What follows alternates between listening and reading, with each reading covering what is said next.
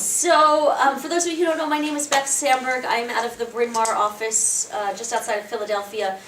I have a small team. We have 3 buyer's agents, myself, and I have 2 full-time admins. And we are currently hiring. If anybody has any talents that they'd like to send our way, we are definitely open to having conversations with talented people because we are growing at a quicker rate than we realize.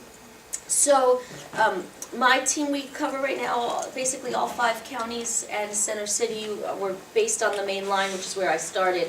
I have been in real estate for 12 and a half years. I've been with Keller Williams for 4 and a half. And that's it. And just to give you some reference, because you're going to see where I go with this, just to give you some idea about, I am a single mother. I have 4 small, they're not so small anymore. I have 4 children, 13, 12, 9, and 7.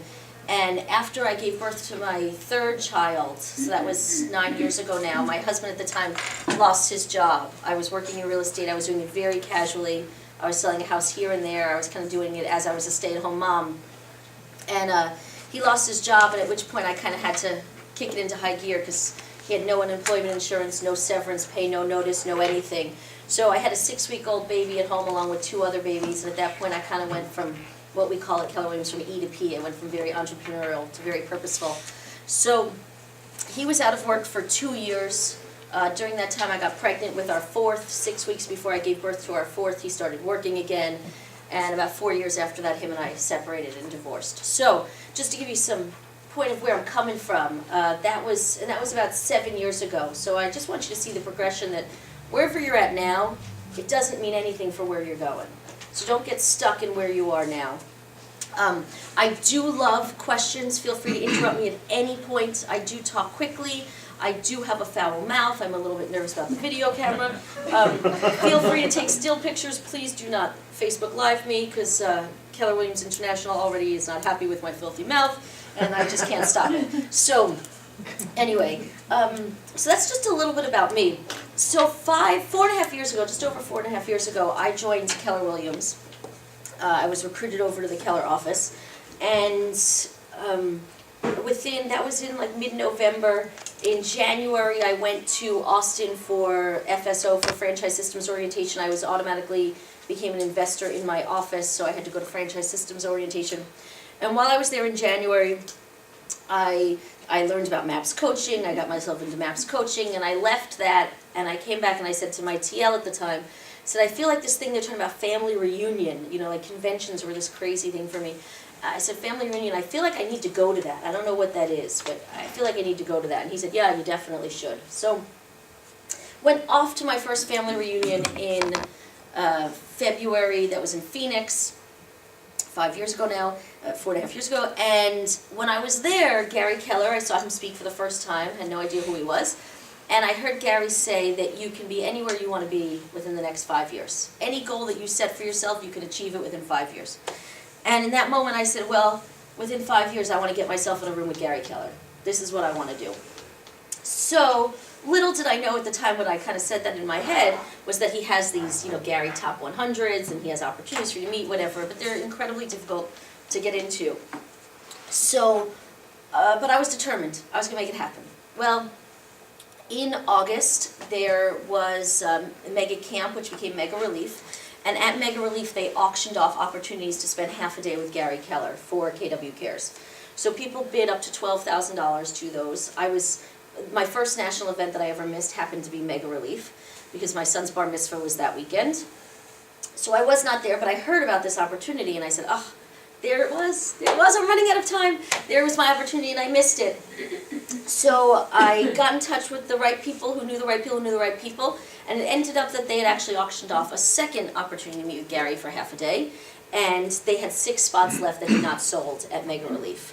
And so I finagled my way into one of those spots and made a very generous donation to KW Cares, which I was happy to give, in order to find my way to a room with Gary Keller. Okay. So what we ended up doing was he gave us all, instead of a half day, he gave us a full day. So there were 47 of us in this room with Gary Keller. There were, we had from 9 to 4 with him. It was really an open forum. and we could ask him whatever we wanted, and he was going to tell us whatever we wanted to know. And of the 47 of us, just to give you some idea, one person was a Rookie of the Year who her OP had purchased the opportunity and had given it to her to be there.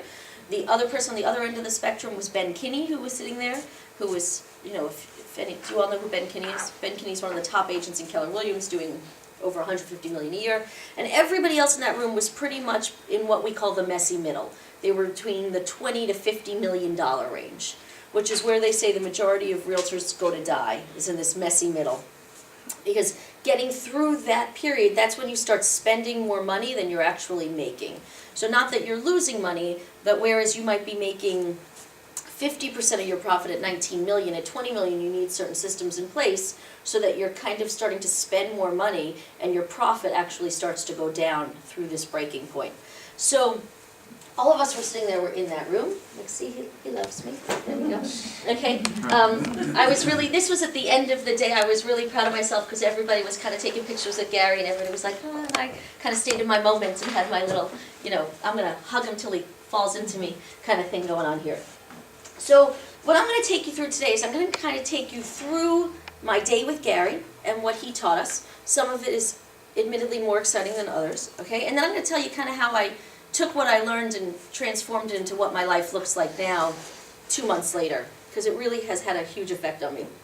So I meet with Gary, and Gary is talking, we're all kind of sitting similar to this, and Gary's very, very laid back. He doesn't come in with any sort of agenda.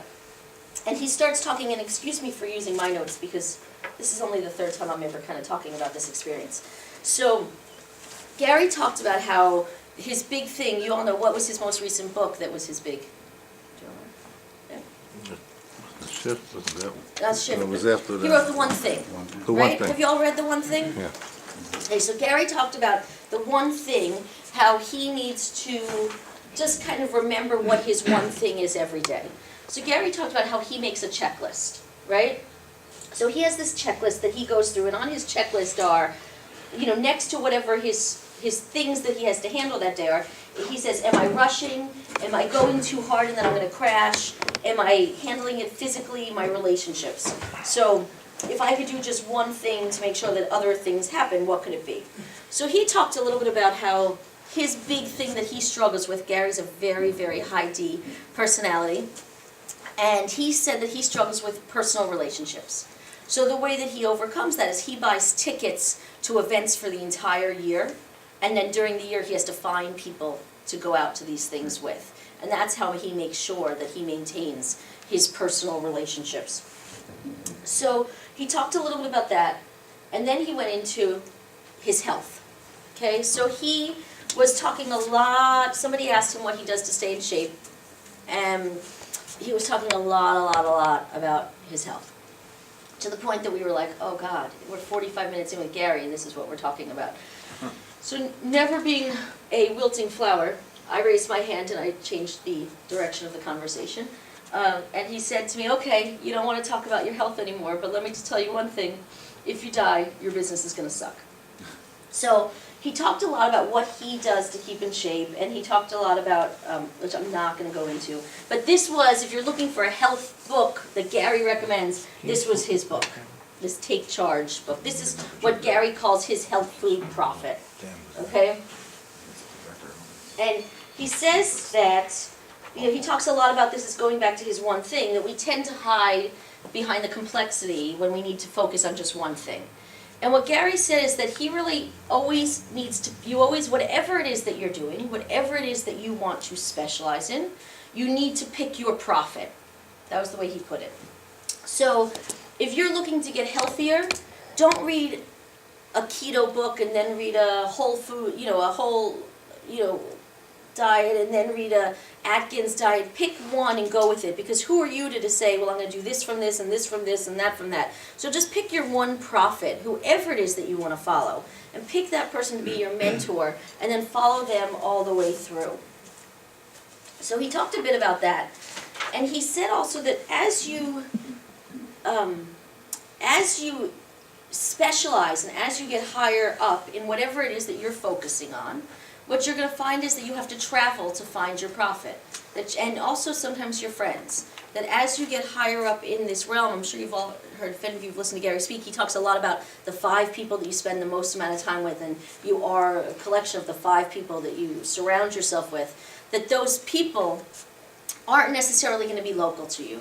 You're going to have to travel eventually to see your friends, because you're going to find that your religious guru or your health food guru or your business guru or whoever it is that you want as your prophet, most likely they're not all going to be in your city. So be open to that and set that on your horizon, and just know going in that that as you get higher to the top, that you're going to have to travel a lot more to get where you want to be. So now we get into the kind of the real estate stuff. So he talked a lot about, you've all seen this before, right? Have you all seen the triangle?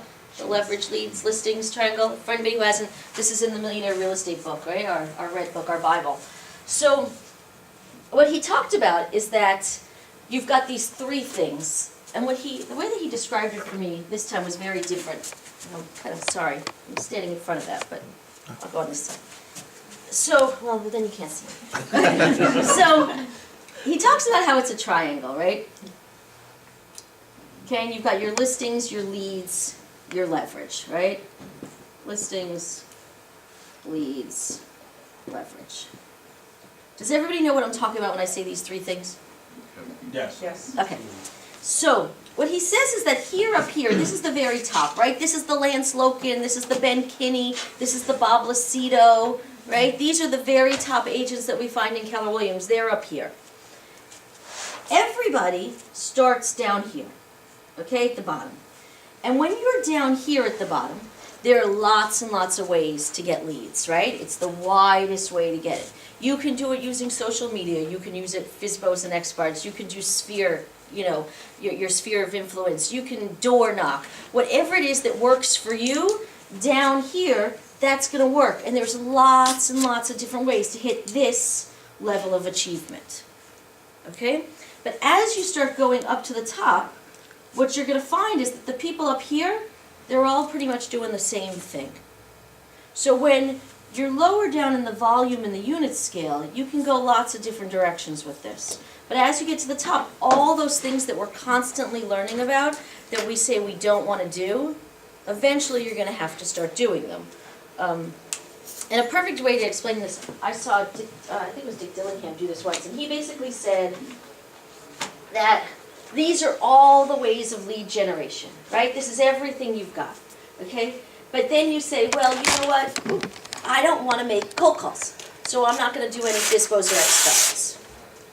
And then you say, well, door knocking, that's not for me, because that feels really weird. Then you say, you know what? I don't really want to ask my friends and my family to give me business, because I feel uncomfortable doing that, and I don't want to be bothering them. And then you say, I don't want to pay for a Boomtown or a Commissions Inc. or or Conversion or any of these lead generating machines. I don't want to pay Zillow because I don't have the money, right? And you keep going like that, and eventually what you find is you've made excuses for all the different forms of lead generation, and now this is all you've got left. So whatever this is that you're doing, you better be really good at it if that's the only form of lead generation that you have. Yes? Okay. Got like a lot of silence. So what he says is that when we're going with this, right, you've got to have certain things in order to, oh, no, wrong way, have that. So you have to know what's your value proposition. You have to be able to properly explain your value to your clients. And your clients can fill into a lot of different roles, right? And they fall into a lot of different spaces. For the majority of us who are loan agents, our clients are our buyers and our sellers. So you have to know what your value proposition is so that they hire you over another agent. What is it that makes you different? Then, your value proposition, though, for the point that I'm at, and a lot of us in that room are at, we're growing teams. So I don't just need a value proposition for my clients, I also need a value proposition for my team and for people that I might be recruiting to my team. And also for my colleagues who I'm asking for referrals from. What is it that makes my team different and me different than anybody else? What is my value proposition? There you go. He says, what is your ultimate goal? Okay, this is a book that he recommended, Growth Hacker Marketing by Ryan Holiday. So what's your ultimate goal? Because if you don't know where you're going, you're not going to be able to figure out how to get there. So we all say, well, I want to do more business. I want my business to grow. I want to build a team. I want to sell 100 units. I want to do 20 million, whatever it is. But if you don't know what that goal is, and not just the goal for your year, but where the goal is for 5 years, 10 years, 25 years, where you want your business to go, that you're not going to be able to get there because you can't roadmap it, right? So it's that whole, when I go back to, when I was told that in 5 years I could do anything, and the goal was that I wanted to get myself in front of Gary Keller, well, what I had to do was I had to meet the right people. And I spent 4.5 years being very, very intentional about who I met. When I go to a family reunion or a mega camp, or I go to luxury retreats, I go to spring masterminds, I fly down to Florida to see Seth Campbell teach career visioning, like I travel the country teaching other agents, I'm very, very intentional that I'm meeting a lot of people. Because my goal was to get myself into that room. And so I had to know the people who knew the people. So you can't roadmap it if you don't know what your ultimate goal is. Okay? Develop habits of high production. Just because you're here, or maybe you're here, doesn't mean that you shouldn't be doing the same activities that they do up here. Because if you're not already behaving like a Lance Loken or Ben Kinney or Bob Lucido and all of those top agents, if you're not behaving like that, you're never going to get there. So start behaving now like you're already a top agent and you're at the top of it, because then those habits are going to be a lot easier to carry you through. Right? We hear it all the time in this company, success leaves clues. This is a perfect example of it. The people in this company are incredibly, incredibly generous with their information and with how they got to where they are, so listen to them. And just follow the roadmap, because it's written out for us already. So he talked about, that's the leads piece, and then he talks about hiring. Okay? So this was interesting. And again, this is, some of you might not be there yet this is where all of us need to go in this company. This is the roadmap, is to building a team. That's how you build a bigger business and you have a bigger life. So he talked a lot about hiring with us. So he said that when you hire, you should be hiring based on tenacity and ambition. When you're having an interview with somebody, you have to listen for the key words. You want to listen to them talk about their achievements. You don't want to necessarily be hiring somebody just because they're a really nice personality and because you like them and you connect with them on a personal level. You want to hire them based on their experiences. Even if it's somebody who's right out of college, those people are going to have college experiences that they've created a club and they've built it to 100 members, things like that. Once you've hired them, keeping and retaining them is the problem. Anybody that you bring into your company, you need to have a 5-year plan with them. Because if you get them in for only 2 or 3 years, that's when you kind of find that rhythm. And if you haven't set a path big enough for them to grow within 5 years, then you're the problem.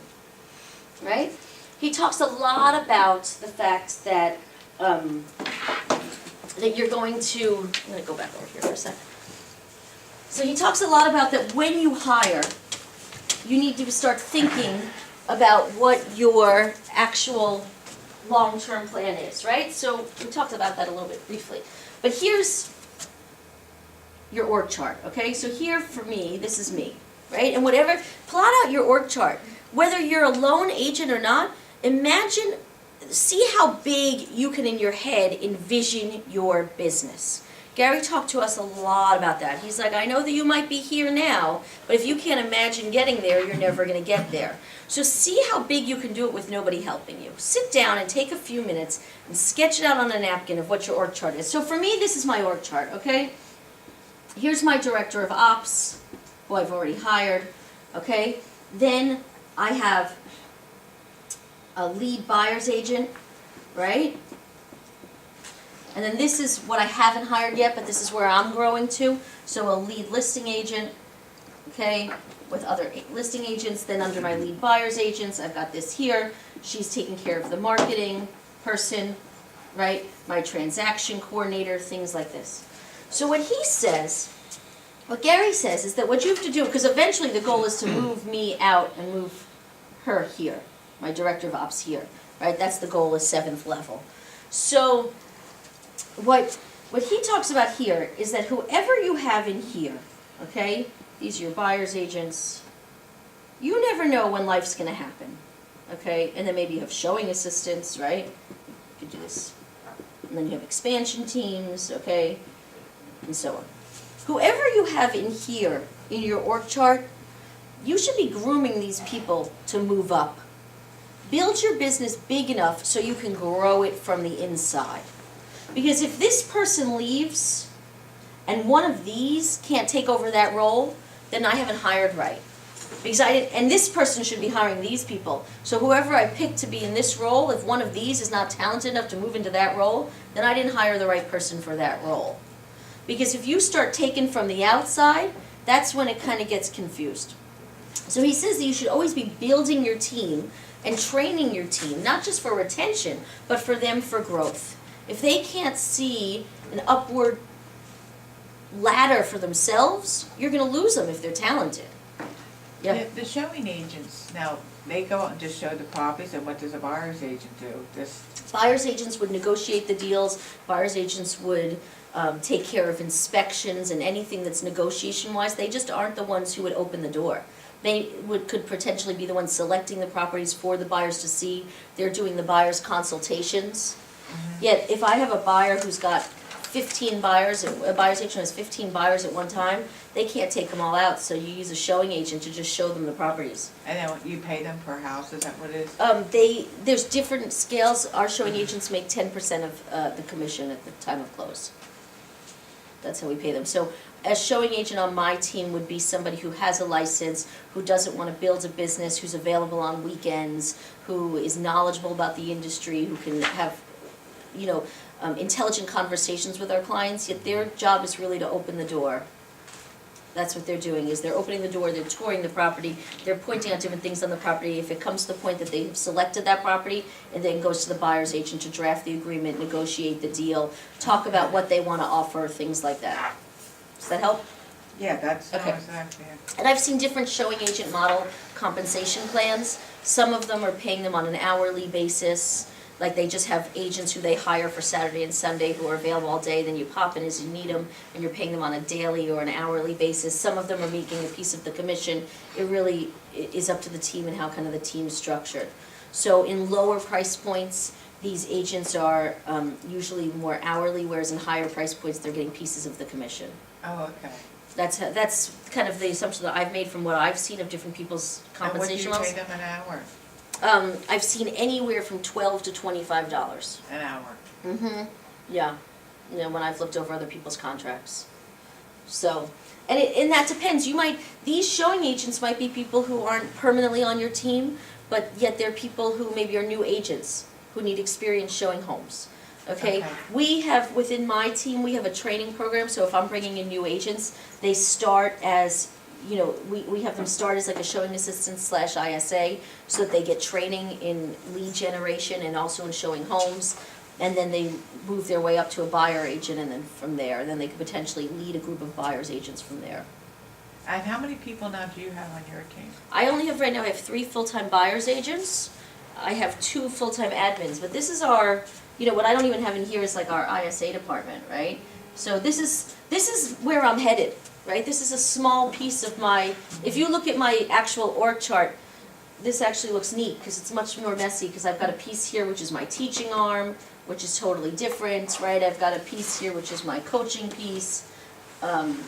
So it's like I've got all my different revenue streams, right? We've got our property management piece in here, so I've got a property manager here, and then everybody who would be under them. So this is where you're headed, right? Right. I remember I saw you a couple years ago, but I wasn't with Keller, so I was at Remax, but they invited me here. And I remember you said too that you got a lot of referrals. We do. Our business until September 1st this past year, we had never paid for a lead before.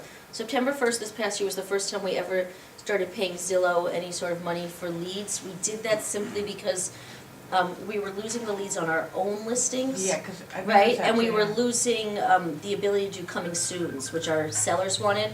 So we literally bought the cheapest zip code possible in Zillow. We pay $120 a month, and that's it. So we didn't even buy a zip code that we actually wanted the leads in. We did it because then it gave us the ability to have coming soons and to get the leads on our own listings.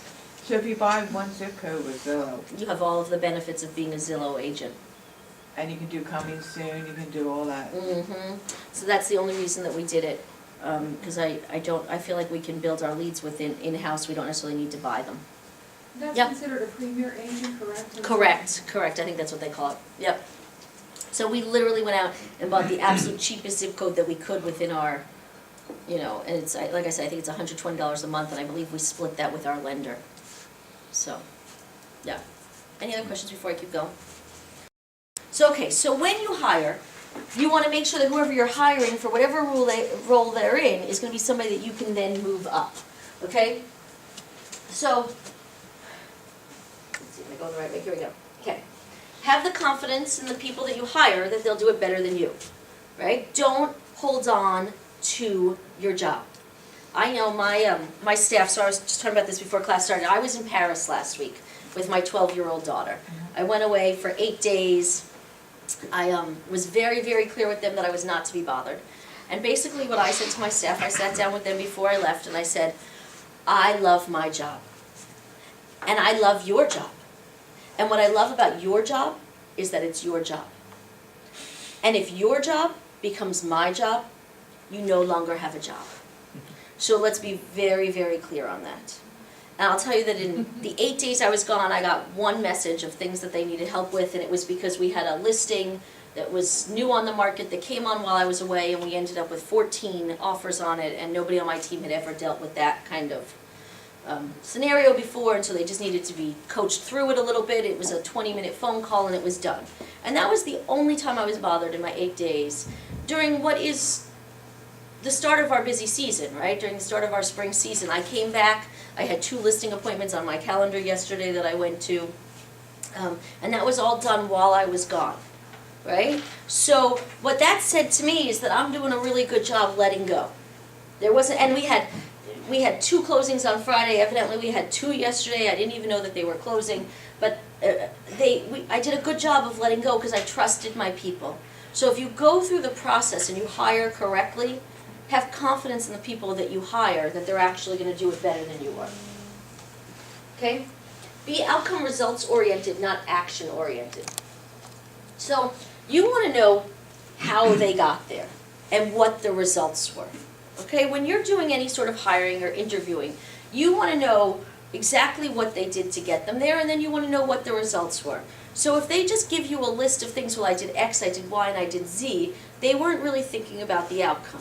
You want to know what the end results were, that they've proven their success on multiple occasions. So similar if you're hiring somebody young that doesn't have any sort of work experience, because that's what a lot of us hire as our first assistants. It's people who don't necessarily have a whole lot of work, you want to know, were they the PTO president and they planned events and they had, they raised all this money, things like that. Find out what exactly they've done.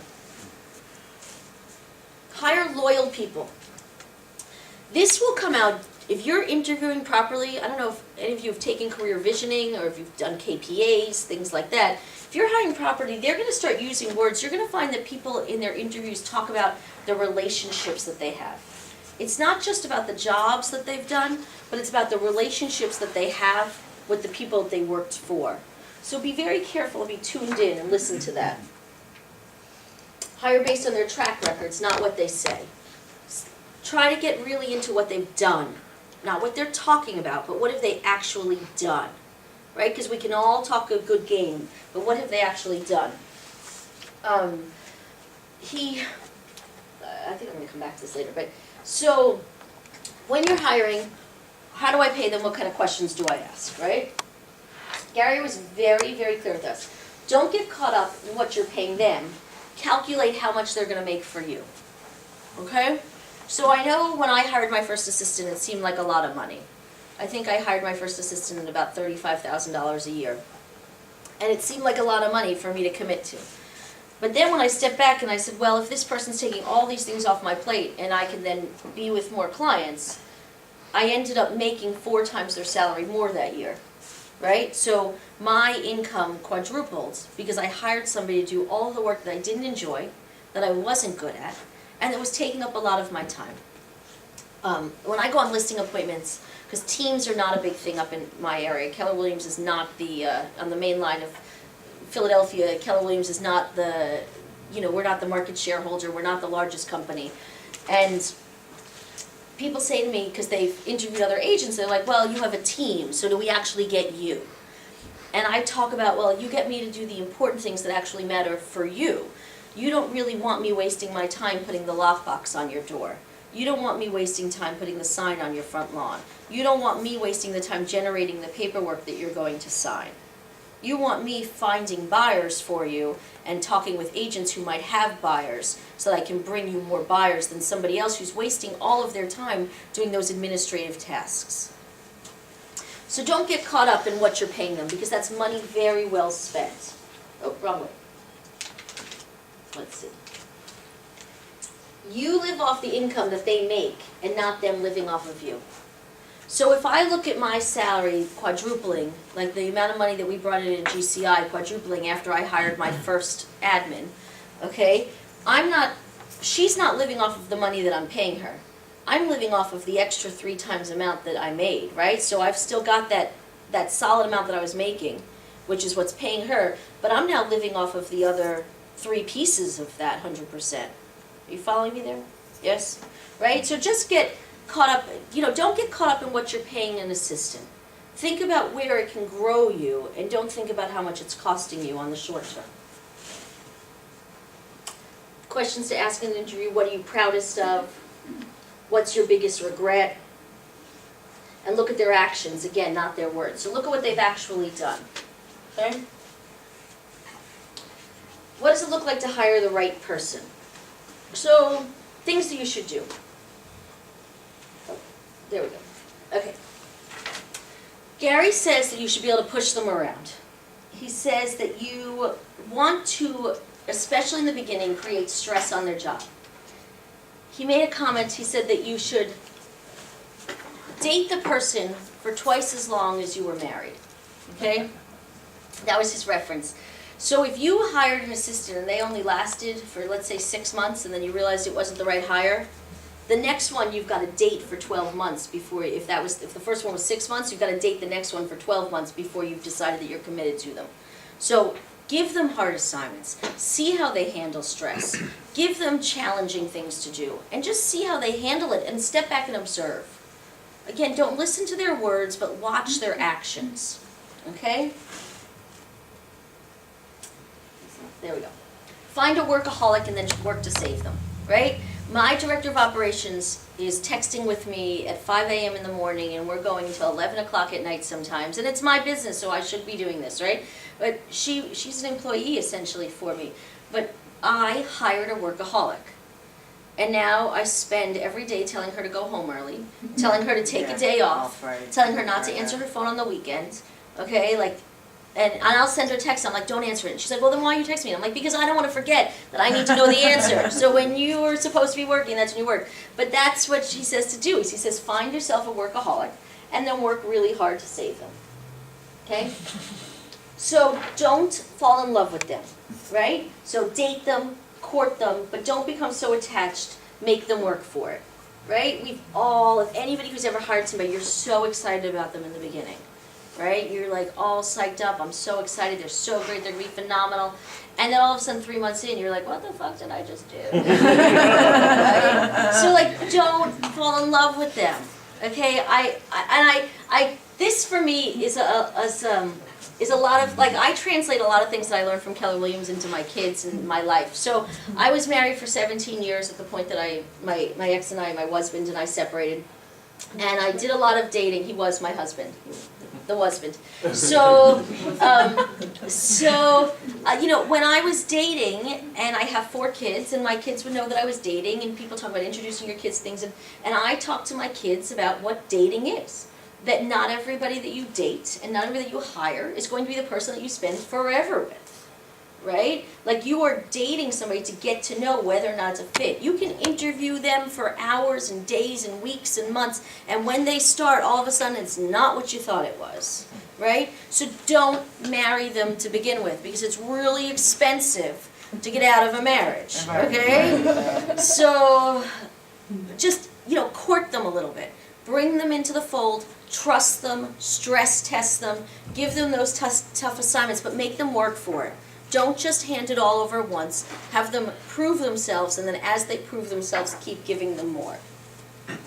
okay? So we talked a little bit about this. So don't just hire people, from the outside, promote from within. He also said, and this is what he said, you shouldn't hire someone who has too far of an age gap from you. So I don't know if any of you know Gary, but Gary has an assistant, Mindy, who's been with him for 12 years. Mindy Hager, she's phenomenal. Okay, she's been his assistant for 12 years, which anyone staying with Gary for 12 years, Gary is very high D. There's no warm and fuzzy with Gary, so this is not an easy job to do what she does. Mindy is probably a little bit younger than me. I'm 41. I would assume she's a little younger than me. She has 2 small children. She's married. She's got these little kids. And so it was an interesting thing. So Gary stands in the front of the room and he says, he says, you shouldn't hire someone who has too far of an age gap from you. Mindy is not in the same age gap as him. Okay, not at all. And then he says, I wonder if it's in my next page. Yeah. And then Gary said, hire somebody who you are their #1 priority. And I just kind of looked back at Mindy, who was sitting in the back of the room, and I sent her a text. I was like, how do you feel about that one? She's like, oh, Gary, here we go again, right? But that's the thing, is that what he was saying is that make sure that whoever you hire is somebody who's going to prioritize you. Because your businesses become your children. They become your babies. They become the most important things in your lives, right? I spend as much, if not sometimes more time on my business than I do with any of my children individually. But hire somebody who's going to take it as, who's going to take it to mean as much to them as it does to you. Make sure that you're hiring an executive assistant who becomes an assistant executive, right? That the person that you hire is really going to work for it. All right. Then he talks about goal setting, right? So meet with your people regularly, daily, weekly, monthly conversations. How do you feel? What did I do? What now? Get your P&L in line with the MREA. If you don't have a P&L, does everybody know what a P&L is? Because I know I did not. When I came to Keller Williams, my business coach said to me, I want to see your P&L. And I was like, okay, sure, I'll get it for you for next week. And I'm like Googling P&L, okay? So your P&L is your profit and loss statement. Make sure you know where the money's coming in and where the money's going out.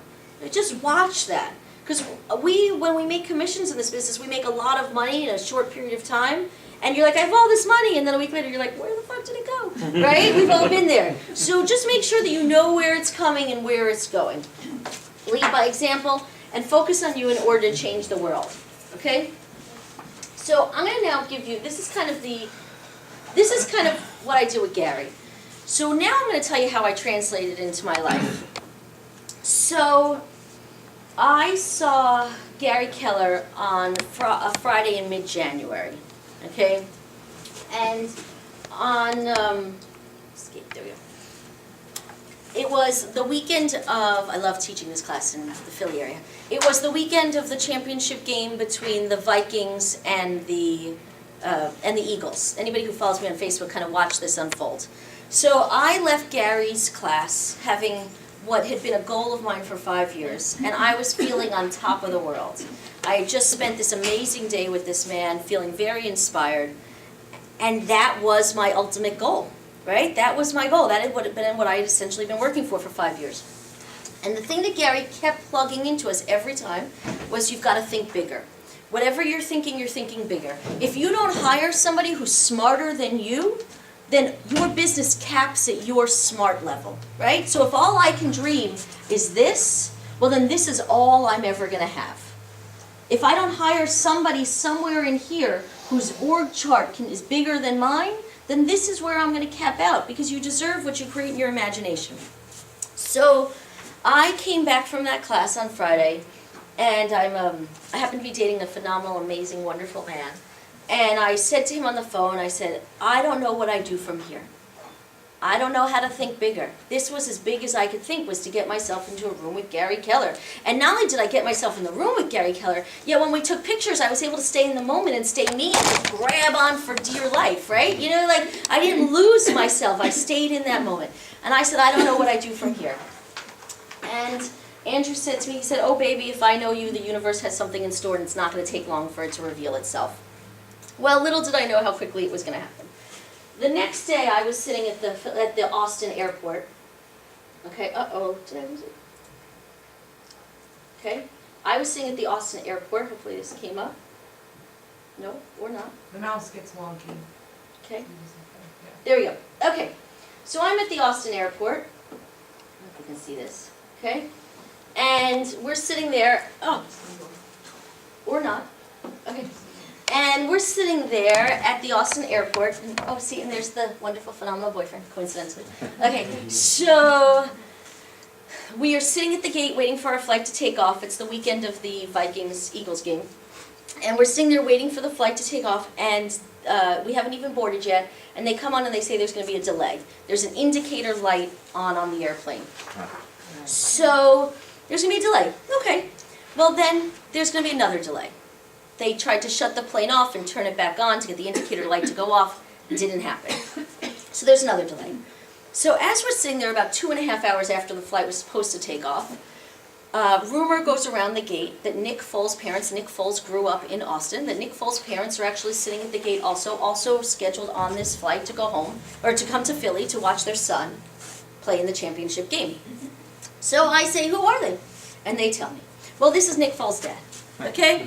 So I go over to Nick Foles' dad, and I'm like, I'm going to think big, right? Why not? Bolt has taught me all of this. So I say, what do you do when your flight's delayed? What do? You take selfies with Nick Foles' dad. Okay, so I went over, I introduced myself to his parents. I said to them, it's such a pleasure to meet you. I just want to let you know the entire city is behind your son. We're all so excited, and it's a pleasure to be on this plane with you.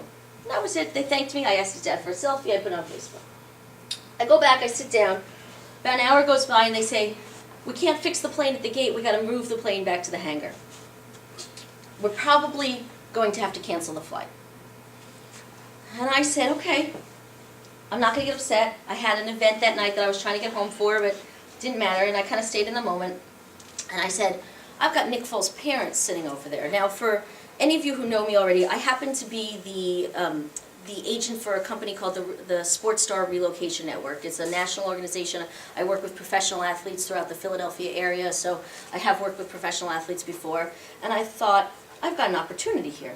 I'm going to think bigger. So I hit the phones. Who do you know that I need to know? Who do you know that I need to know? And I started calling everybody I knew and asking them who could get me on a charter plane to get a handful of us to Philadelphia. Well, about an hour and a half after phone calls and finding some leads, I actually ended up with 2 options. I went outside, I left security, and I went outside, and I was just trying to think, because I knew it was going to be a period of time, and I was on the phone with the boyfriend, and I said, Bobby. Now, Bobby is a KW agent. She's a very, very good friend of mine. I travel with her once a year. We were in Cuba together in November. Bobby lives in Dallas, which is about an hour flight from Austin, and Bobby's boyfriend owns a company that charters airplanes. So I'm on the phone with Andrew, and I'm like, why didn't I call Bobby? And I hang up the phone with him very quickly, and I call Bobby, and I go, Bobby, I need a favor. She says, what do you need? I said, well, I'm stuck in Austin right now with Nick Foles' parents. You don't know who that is, but trust me, that's somebody very important to Philadelphians. And I need to charter a plane from Austin to Philadelphia as soon as possible. And she says, hold on, let me get JR. So she puts her boyfriend on the phone, and I say, JR, this is what I need to do. And he goes, okay, well, this is about what it's going to cost, and this is how long I need. I need to find a co-pilot, and I got to get to you from Dallas. So give me about 2.5 hours, and I'll be at the Austin, the executive airport. You can meet me there. Done. Now, I am a believer in keeping yourself a little hands-off from your business. So whereas I review my P&L every week with my team and with my director of operations, I do not look at my bank account. At this moment, I promise you I had absolutely no idea how much we had in the bank account. Okay? I didn't. And what I said is, I don't know whether or not I have the money to pay for this flight, yet my Keller Williams training has taught me enough that I knew how to make it. Okay? So I went back over to the Foles family and I said, I need you to get your bags off the flight. They said, what? I said, I just chartered us a plane. We've got about 2 hours to get over to the executive airport, which isn't so far away, but you need to get your bags off the flight. I'm taking you home to Philadelphia. And they looked at me like I was crazy, and they said, what? And I said, no, here's the number, like I showed them the turn number, and I said, the universe did not put me in this airport with you for me not to have you get home to watch your son win the championship game tomorrow. So, we got their bags, we got down to the executive airport. Let's see if we can get this to work. Okay. Oh, look, here's us on the plane, okay? Right? So, who are these other people on the plane, you're asking, right? So here are Nick's parents, his mother and his dad. This is his sister and his niece. This is Brent Selleck's financial advisor. This is Shady McCoy's financial advisor. And what you can't see is, here's Mikado right here. So also at the airport with us was Case Keenum, who was the Vikings quarterback's chaplain. Mikado is the chaplain for the Texas A&M football team. He's Case Keenum's chaplain, and we've been talking with him also, because that's what I do, is I meet people. And I said to him very clearly, oh no, you're not coming with us, okay? The Vikings do not need any help on their side, right? You're not coming with us. Now, the Foles are a religious family, and Melissa Foles, his mom, said to me, she said, can we take the chaplain? And I said, Mrs. Foles, this flight is not about me, this flight is about you, and if you want him there, he's welcome on the plane. So I went back over to Mikado, I ate some crow, I said, get your bags, you're coming with us. He said, thank you so much. I said, don't thank me, I would have left you here. Thank Mrs. Foles. She's the one who said I had to bring you with us, okay? So we fly home, okay? Now, the next day I get a text message from, and you see when your flight's canceled, you can complain and wallow, or you can become best friends with the Foles family and charter a flight back to Philly. Fly safe, JR Moody. JR is my friend's boyfriend who flew us home. So, hold on, keep going, Facebook, so let's see. This is Bobby, my friend Bobby, putting up a picture of the plane before it left Dallas. All right, when your best friend calls, says she's stranded in Austin with the Foles family, you send your boyfriend an airplane to get him home. Okay, so the next day, Mrs. Foles sends me a beautiful text message that says, you know, you are our Eagles angel, and thank you so much, and we got here safe and everything. 3 hours later, she calls me and she says, we'd like you to watch the game with us in our box. Okay? So I watched the championship game with the Foles family. I watched them beat the Vikings. It was very exciting. It was quite an experience. We had a box at the game. It was great. 3 days later, she calls me again. They're now back in Austin. She says, you are our good luck charm, and we want you to join us as our guest at the Super Bowl. So 2 weeks later, I don't know which pictures I actually have on here. Okay. 2 weeks later, oh, I have to come back to this too a little bit too. 2 weeks later, the Foles family flies me out to Minnesota. I joined them for the game. We had on-field access. I literally sat behind like his wife and his daughter and watched the Eagles win the Super Bowl. The Foles family, Melissa's now a very good friend of mine. But if I hadn't had that day with Gary, and I thought the universe had everything aligned for me to get that day with Gary, right, and I hadn't been thinking bigger, I wouldn't have, you know, if any of you have taken Bold, talk about raising your financial thermostat, right? You know, when you do that exercise, that what you want to spend money on. And in that moment, my financial thermostat just completely changed because I said, I can save this day. I can do this. I can think bigger. And I didn't just kind of sit there and think about all the ways to plan it out. I didn't think about how am I going to pay for it. I just did it. And Gary tells us all the time that imperfect action is better than the perfect plan, right? And here's a perfect example of that. Now, for those of you who, I don't know if any of you are familiar with this story, Andrea Webb is a Keller Williams agent who was in need of a kidney. Was just over a year ago at Las Vegas, at the Las Vegas family reunion. She's a very good friend of mine. We found out while we were in Las Vegas that her family were not matches for being a donor. So she needed a kidney, and we thought at the time that they'd given her an estimated 9 months to live without her finding a kidney. She was already on dialysis. So we started, it was literally at family reunion, we started a social media campaign where I put something up on Facebook. It got shared by probably over 100 Keller Williams agents about the fact that my friend needed a kidney. She was a Keller Williams agent. Well, somebody saw one of the posts that was shared. Her name is Jenny Swain. Jenny happens to also be a Keller Williams agent. She's out in the Milwaukee area. Jenny had never met any of us. Jenny had never met Andrea. She saw somebody who shared a post, and she got tested, and she ended up being a match for the kidney. So just to give you a reference of time frame here, on Friday I met Gary Keller. On Saturday I flew home the Foles family. On Sunday I watched the championship game with them from their box. And on Tuesday, Andrea got her kidney. Okay? So, this is, let's go, come on. And this is the magic of Keller Williams, right? This is somebody who didn't know anybody. We had absolutely I literally taught this class for the first time in my office, the class that you're getting right now, and went right from there up to North Jersey, because she lives in Montclair. Up to North Jersey, come on.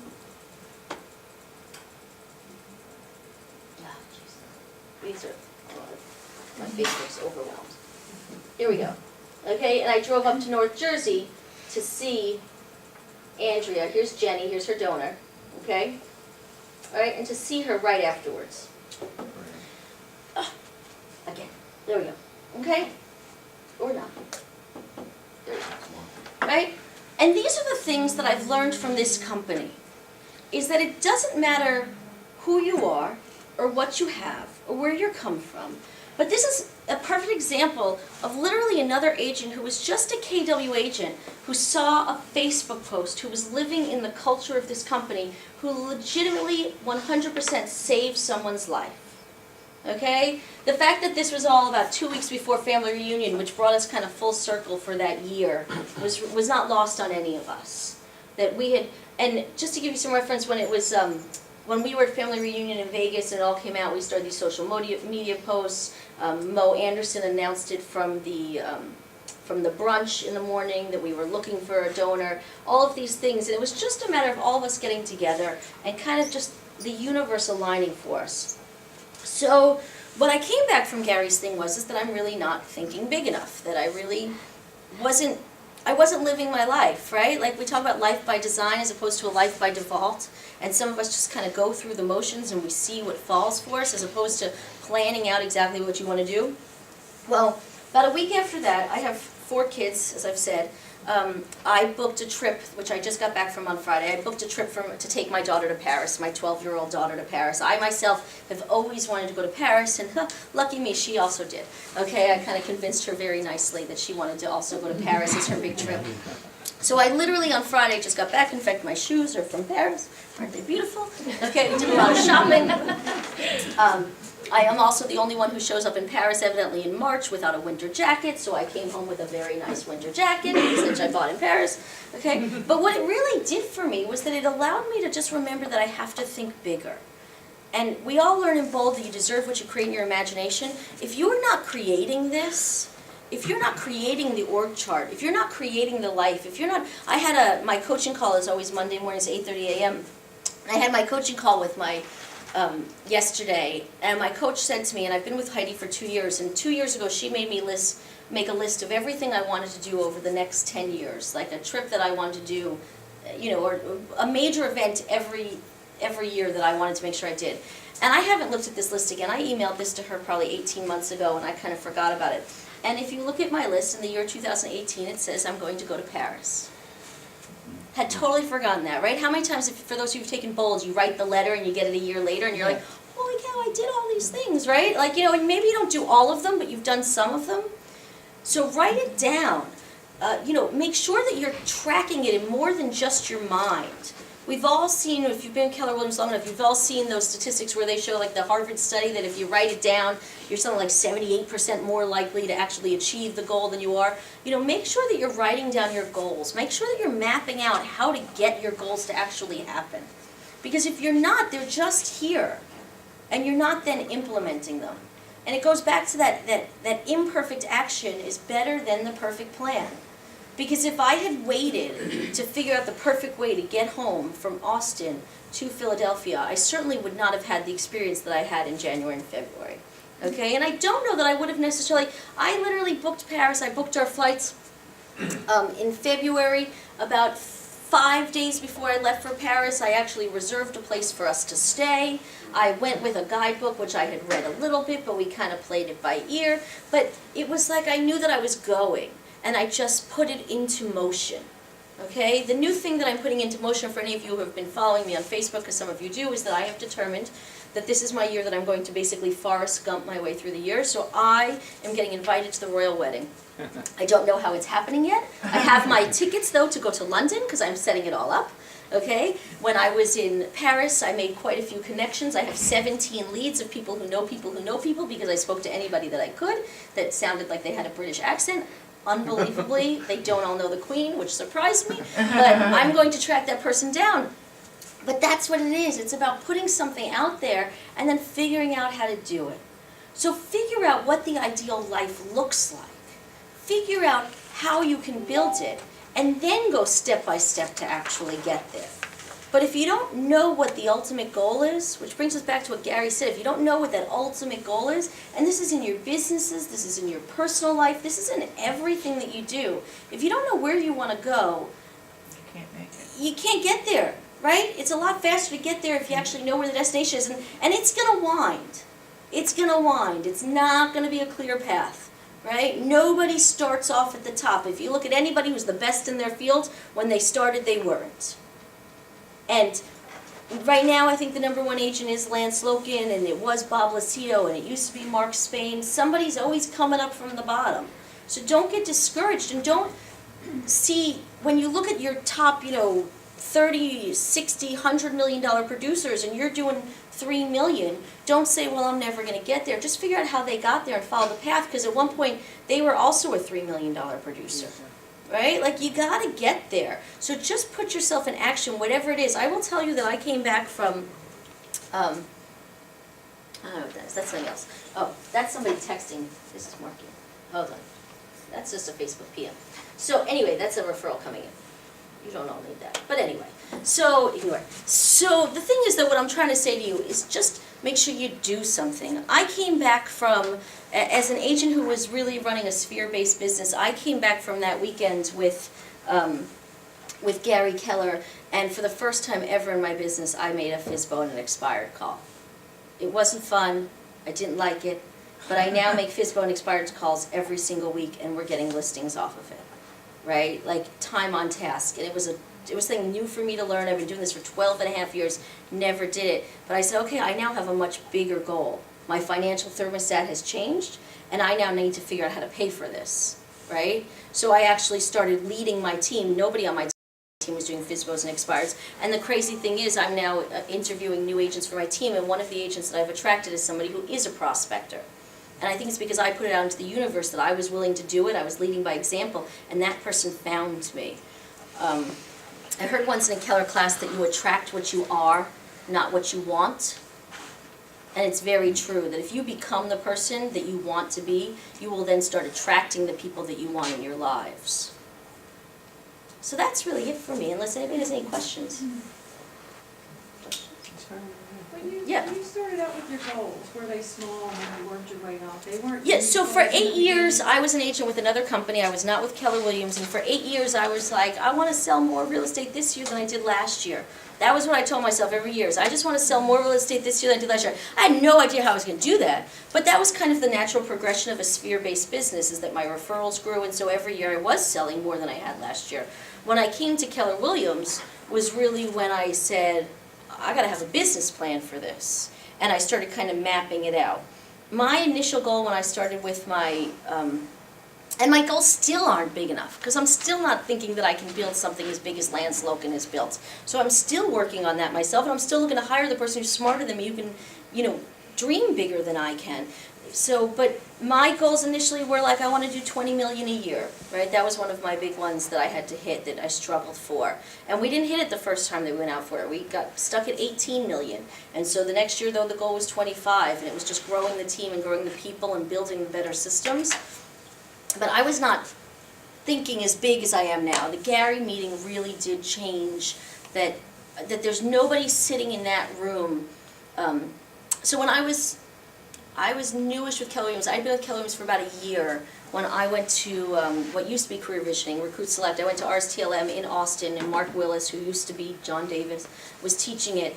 And I remember sitting in that room, and I said to my business coach, my MAPS coach at the time, I said, I'm sitting in a room and I'm the stupidest person in this room. Like, I'm looking around the room and I'm filled with what I call celebrities, right? Like, they're only famous in Keller Williams.